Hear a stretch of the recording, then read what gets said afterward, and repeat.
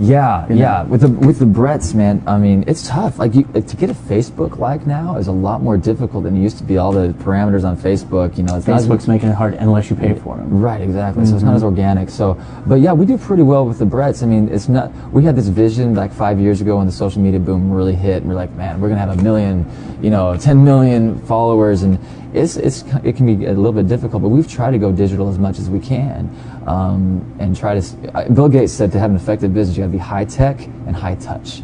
I think you get the high touch in Branson, but we're missing the high tech, and so we're trying to get there. For Prince Ivan, our fan engagement's ridiculous online, but it's a totally different demographic. It's 13 to 30 versus, maybe the Bretts is a little bit, it's already a little bit differently, for a more mature audience. So it's tough, And over the past few years, because we had the recession, probably about what you're saying, like 4 or 5 years ago, roughly. And that is when shows, I think, really started to look at what they were and started investing in the quality of the shows and the quality of the theater and such.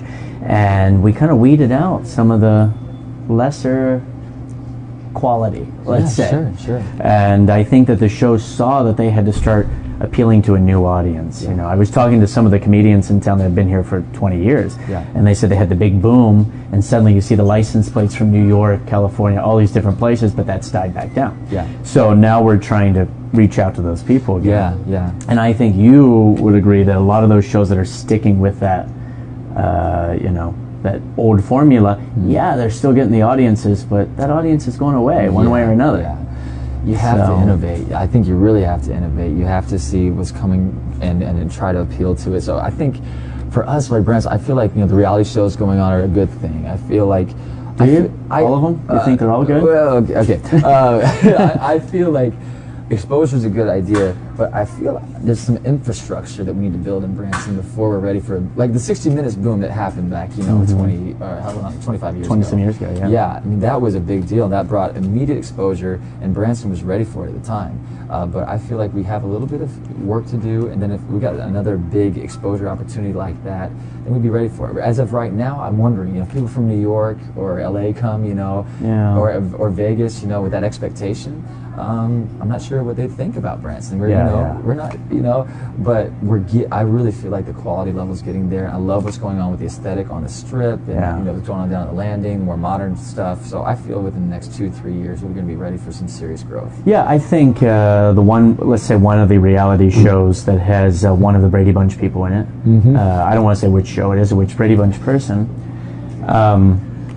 But I think it's good. Yes. Because I've only seen a couple of the episodes, but they're showing them out doing things in Branson. Exactly. Yeah. And they're showing that we have go-karts, we have zip lines, we have this, we have that. The lake and everything. Yeah, and let's say another show that could be on, theoretically, that kind of played up the stereotypes of Branson. I don't think that's as beneficial. Yeah. Do you? I mean, I think that only goes so far until it's a joke, until Branson becomes a joke. Sure. I think you have to be careful. You really have to be careful. You have to preserve.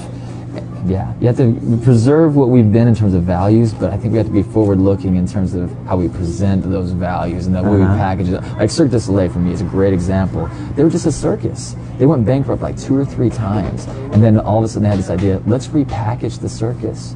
And now they're the biggest entertainment company in the world. But they took a basic idea and repackaged it in a modern, cool, innovative way. And I feel like that's how Branson is, because Branson's special in terms of the values it upholds, but we just need to repackage it in a more modern way that can appeal to a whole new audience. So I think you have to think about packaging. You have to, and that's where I'm with you on what you're saying about what you're saying.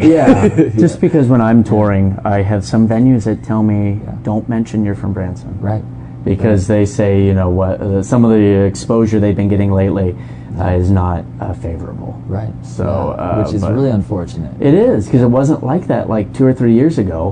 When I was on a ship, they talked that up. But now it's, we're just going to say that you're a touring performer and that you've performed here and there and that you're from that's too it's bad, like a whole but we're trying to change that.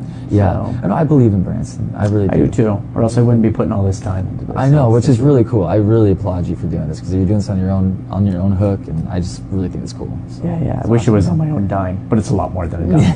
Yikes. I know, man.